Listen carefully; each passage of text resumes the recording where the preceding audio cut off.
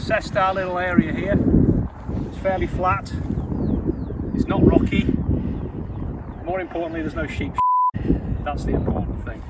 So here we go. So once again, every time we take the bag off, put it somewhere safe. Move it over here so it's upwind. Now this is a tent that pitches outer and inner together.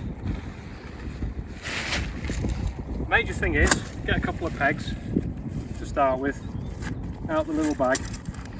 In fact, good thing to do is to stick the pegs in your pocket. That thing that fell out, that's a pole sleeve. That's for mending the thing if you have a problem.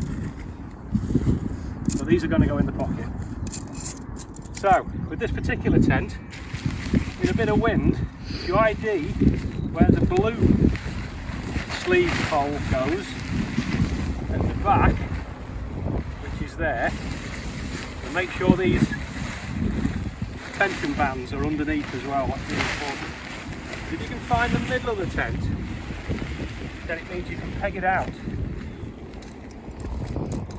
so it won't disappear. So we'll put one in,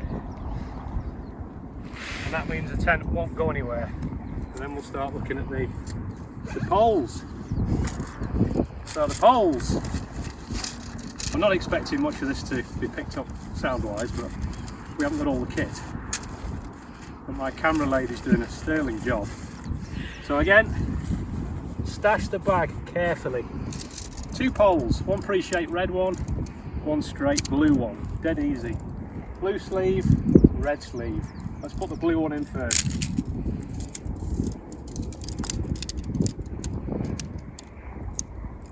Important, as you're pushing this through,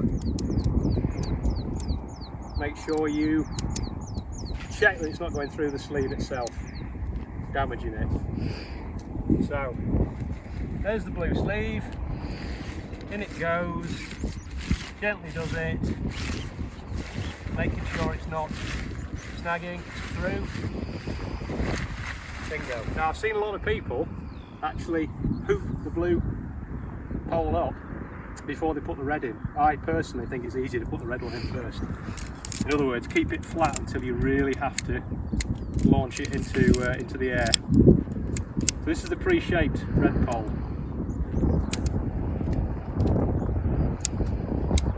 For this one, you won't be surprised to hear, is in the red sleeve. And it's a bit shorter, the sleeve, so that some of the pole, a lot of the pole actually, the side is actually exposed. So if you get it to sort of the middle, it's about ready to go. And now, very simply, what we'll do, again, bearing in mind which way the wind's blowing, which is that way, so we're going to try and start everything from upwind, where the peg is. We'll first of all just put the blue pole into its brass eyelet, and we use there's 2 of them, use the outermost one to start with, it's easiest. If you decide you need to tweak it up after that, we'll do it. Just put a bit of tension into it so it doesn't disappear while you walk around the other end. And then, quite simply, gently, just push the whole tent up, and locate the corresponding hole at the other end. Dead easy. And now the red, you can see it's almost freestanding.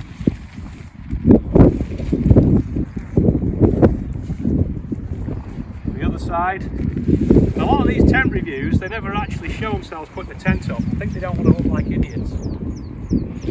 I don't mind looking like an idiot.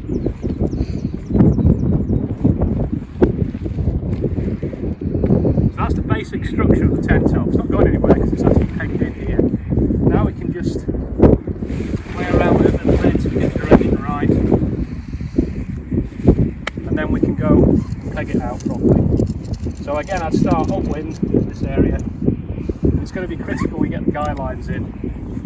Other thing I've just forgotten to do, and I'll mention now, it's got these extra clips just to secure the tent outer to the red tent pole. Okay, here we go. So it's all interconnected inside. no reason that you should have to take that apart. If you do, believe me, it's a real nightmare of a job to get it back together again.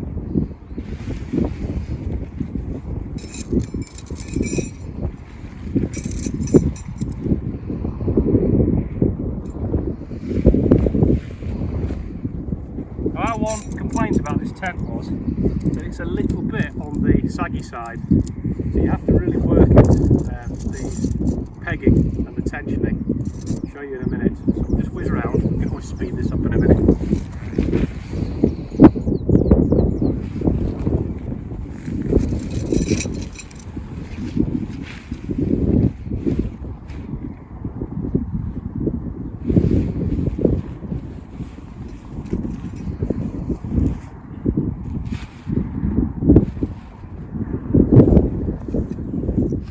Putting the pegs in very hard or deep because I want to get them out. It's not going up for long.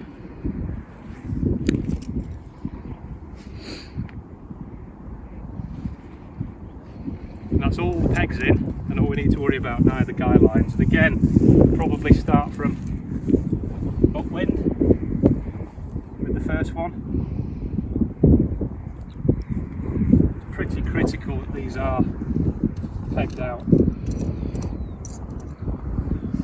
So go bang in line with the pole, find somewhere where there's not loads of rocks, so they're there, and then this little quick lock, sliding quick lock, you can tension it up. We'll go around in a minute and actually tension the rest of the tent up properly.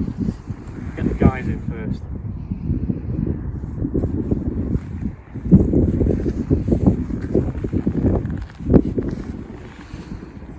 Tension.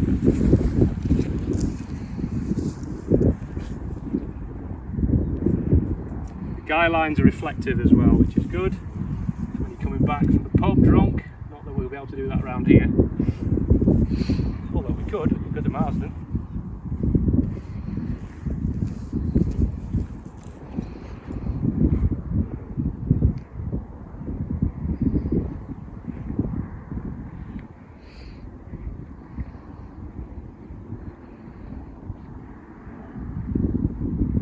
Okay,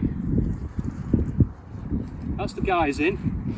Little bit of sagginess, which we can soon deal with by just tensioning these little quick locks. Starting to look damn fine.